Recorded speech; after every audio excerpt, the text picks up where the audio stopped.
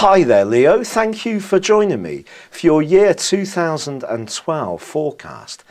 Now, everybody makes New Year's resolutions. Well, most of us do. And you could be focusing yours very much on health, fitness and diet, and really be intent on sticking it through. So, if you've been wanting to quit cigarettes, cut down on the amount of white wine you're guzzling, or perhaps just be a little bit more active, I do feel that you're going to enter this new year with a spirit of really sticking it through and doing it for the long term.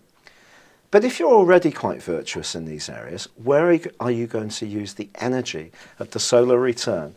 Where can you focus this? Well, I think it's possible it may be to do with your work.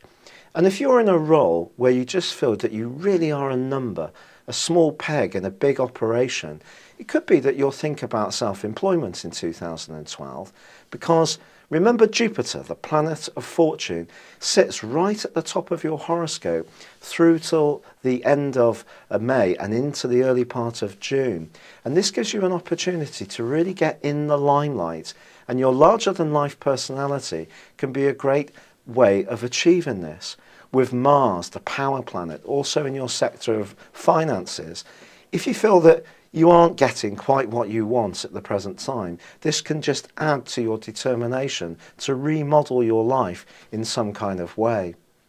The next big phase of events does occur as immediately as January, and this is going to see a huge amount of activity and emphasis on the romantic part of your horoscope.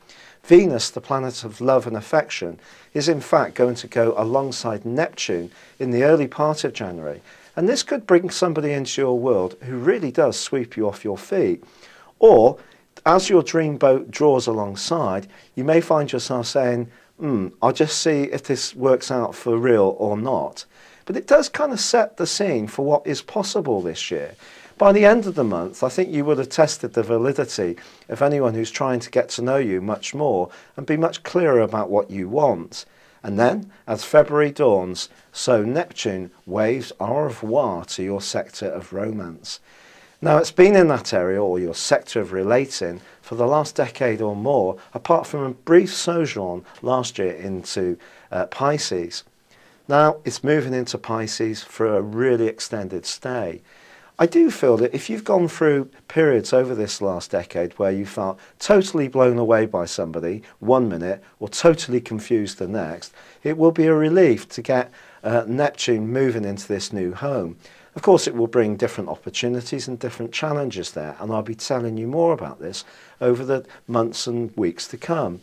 But initially, Neptune gives you a great deal of inspiration when it comes to how you can make money for the long term. So it's a time to follow your instincts, and if you're artistic or creative in any way, don't ignore the talents you have to offer. Now then, Saturn, the planet of structure, does unfortunately start at its last backward journey, its last retrograde, and this begins for 5 months on February the 7th. The sector this is occupying is very much to do with anything that's to do with how you think, how you express yourself, your belief systems. It can also affect your nervous system, so a few early nights would be advisable in the run-up to the summertime. But I also feel this can help you to work very hard on something that perhaps you've put a lot of energy in over the last couple of years towards. This could be something where you have a lot of interface with the public. It could be linked to technology, maybe even the internet.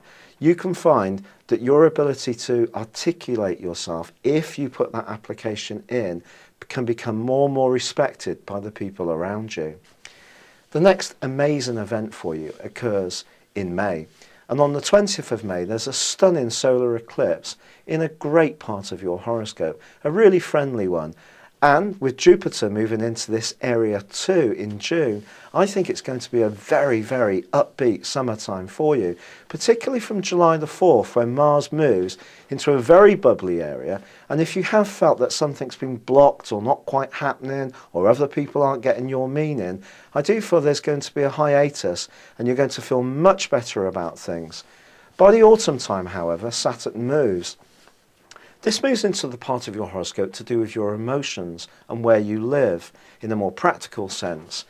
I do feel it's possible that if you've got quite a large home and the kids have flown the nest, you and yours may consider downsizing in the next few years.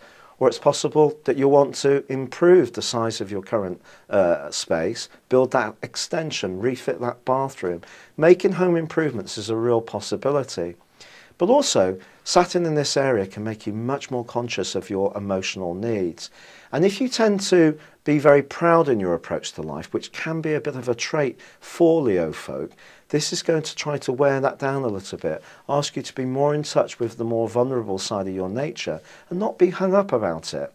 Now, in the last phase of the year, there's a brilliant solar eclipse in your sector of home and family and emotions. So you get a boost. There could be news of a new addition to the family, or you may decide to move. And you can end the year getting more in tune with the person you really want to be. It's been really brilliant being with you. Good luck and goodbye for now.